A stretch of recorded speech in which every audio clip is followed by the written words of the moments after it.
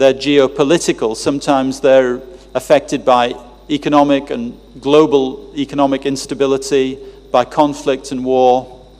They're focused around problems of funding for salaries, for medicines, for transport, for infrastructure.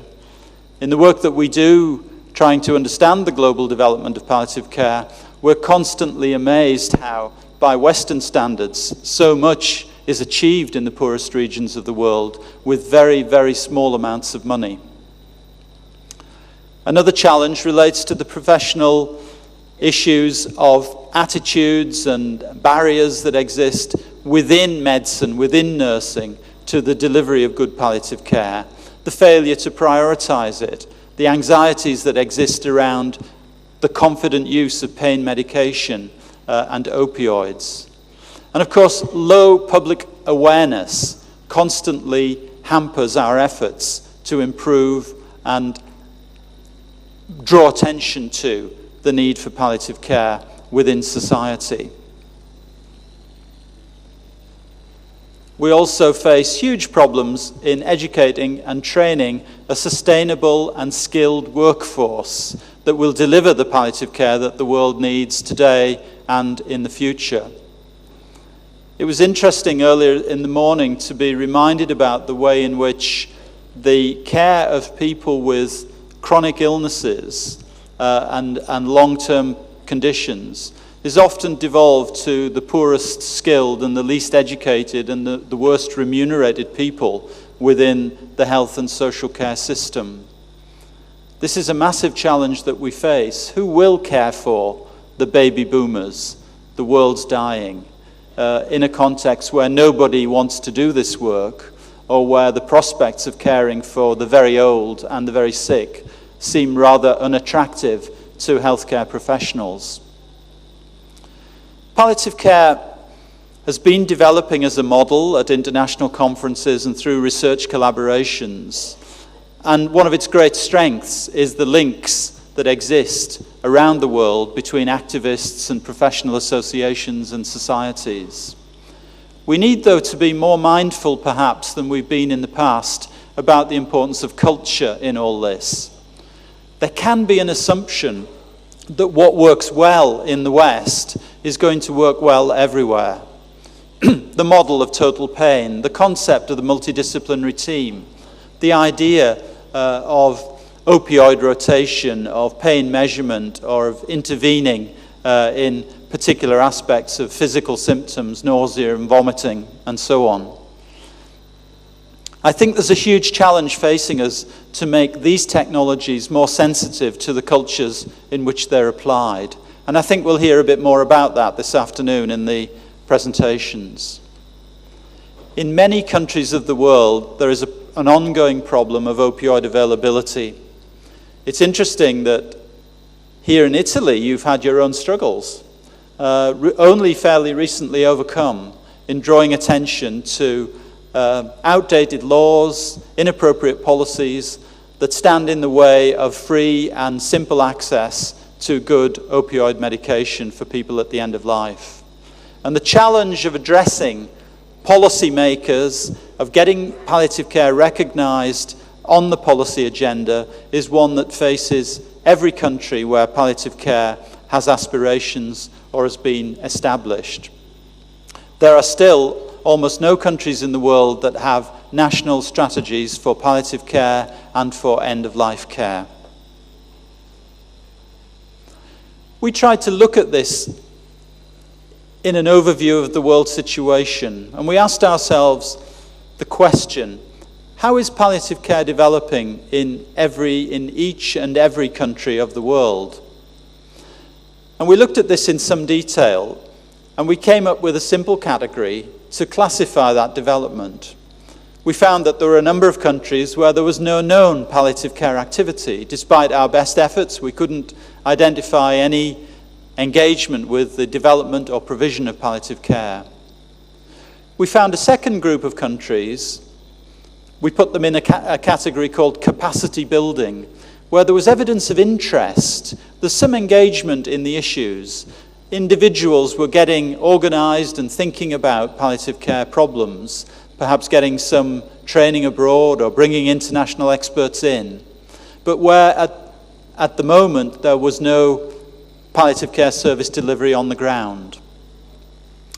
We then saw a third category of countries. We called it localized provision. Tiny numbers of services existing against a problematic background, sometimes struggling to provide palliative care to local communities, and certainly not reaching the level of need that exists in the society as a whole. And then finally, another group of countries where the palliative care system seemed to be approaching integration with the wider health and social care system, where there was recognition in public policies, where there was reimbursement, where there was training and education programs established in colleges and universities, where there was research activity taking place, and where there was good access to the necessary drugs and opioid medications.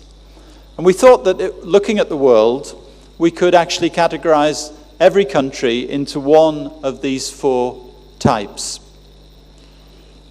We found that there were only 35 countries in the world at that top level of development. 15% of the world's populations have reached the level that we called approaching integration with their palliative care systems. 80 countries in the world still have very localized provision of palliative care, where good work is being done, but it isn't commensurate with the population need that exists there. And in 41 countries, 18% of the world's countries, there was evidence of capacity building, what we might call the green shoots of interest coming up through the winter snow and facing the spring, but with as yet no active services being delivered on the ground. And 78 countries with no identified services of any kind. So, Faith Mwangi Power was asking me, was there a world map? Well, here it is, Faith. We have produced the map, and we published this material in the Journal of Pain and Symptom Management quite recently. It's a simple typology, but we found it's been useful to policymakers and funding bodies in orienting their thinking and in trying to assist countries as we hope they move along in a progressive fashion from no identified interest to capacity building to localized provision to approaching integration. We would like to see much more of the world colored in green, and I certainly hope that when the Floriani Foundation celebrates its 60th anniversary, it will be a much greener world in every way than the map that you're looking at the moment. But one aspect of this development that I looked at recently is the number of countries in the world which have recognized palliative medicine as a specialty or subspecialty. And this is even fewer than the number of countries that have got that high-level development of palliative care, the approaching integration countries. People here may be able to correct this, but I could only find 18 countries where some form of recognition exists for palliative medicine as a specialty. And these are all inside that group of 35 countries. In the United Kingdom and Ireland, the specialty has taken a particular form. It's a full specialty. It involves a 4-year training program. I'm not sure that this is the right route to get maximum penetration into the healthcare system. In every other country, in my view appropriately, palliative medicine is being recognized as a subspecialization of other specialties. So put simply, one specializes first in cardiology or anesthesiology or oncology, and then takes a special interest in palliative medicine and subspecializes in that.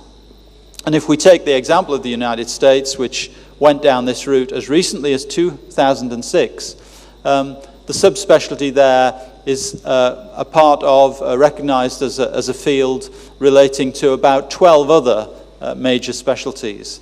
It seems to me that this is one way of infusing the wider medical system with the values of palliative care by creating palliative care as a subspecialty